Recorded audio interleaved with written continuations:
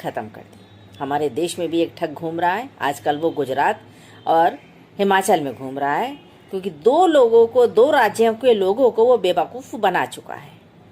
Free पानी और बिजली के नाम पर हम दिल्ली में रहते हैं, और दिल्ली की स्थिति ये है यहाँ पर कि हमारे ठग के बारे में बताना चाह रही हूँ। ठग के नाम से आप पहचान गए होंगे मैं किसके विषय में बोलना चाह रही हूँ। रशिया में 1917 की बात है, जब लेनिन नाम का एक ठग आया था। उसने लोगों को, किसानों को, मजदूरों को, जो और व्यापारी थे, उन सबको बताया कि तुम्हारी गरीबी का कारण यहाँ का राजा और रानी है, और अगर तुम इसको मार दोगे राजा और रानी को, तो आपको खुशहाली आ जाएगी, आपकी सारी समस्याएं दूर हो जाएंगी, आपको फ्री में पानी मिलेगा, फ्री में बिजली मिलेगी, फ्री में खाना पीना मिलेगा। जनता उसकी बहकाई में आ गई और उन्होंने अपने राजा और रानी को मार दिया। ये हमारा एक सच्चा इतिहास है जो रशिया में हुआ।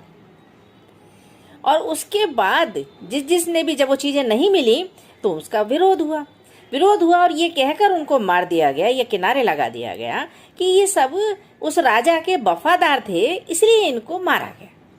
करते करते ऐसा हुआ कि वहाँ की आधी आबादी उस लेनिन नामक ठग ने ख़त्म कर दी। हमारे देश में भी एक ठग घूम रहा है आजकल, वो गुजरात और हिमाचल में घूम रहा है, क्योंकि दो राज्यों के लोगों को वो बेवकूफ़ बना चुका है।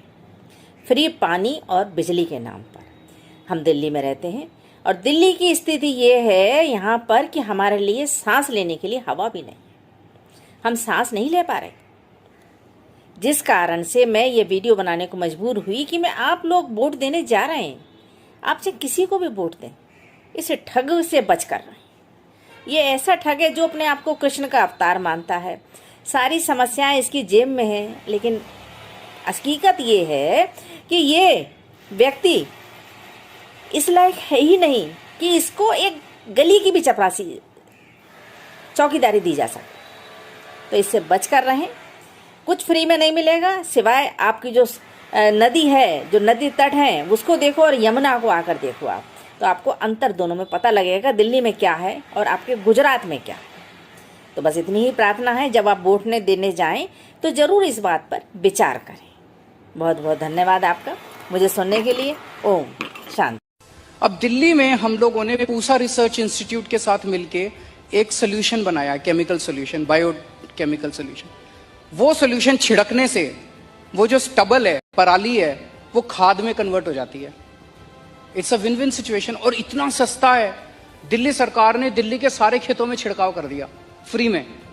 पंजाब सरकार भी कर सकती है, यूपी सरकार भी कर सकती है, हरियाणा सरकार क्यों नहीं कर रहे वो लोग? उन सारे फैक्ट्री वालों को मैंने दिल्ली बुला के उनसे बात की।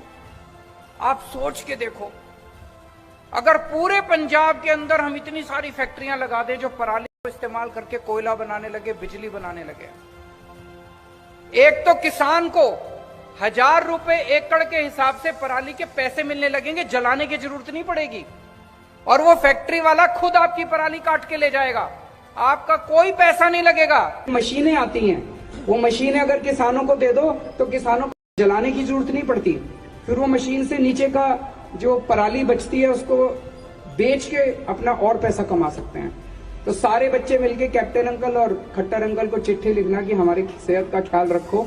नंबर 2, पंजाब के अंदर मैं कई लोगों से मिला हूं, कई सारी फैक्ट्रियां, कुछ फैक्ट्रियां भी लगी हैं जो पराली से कोयला बना रही हैं।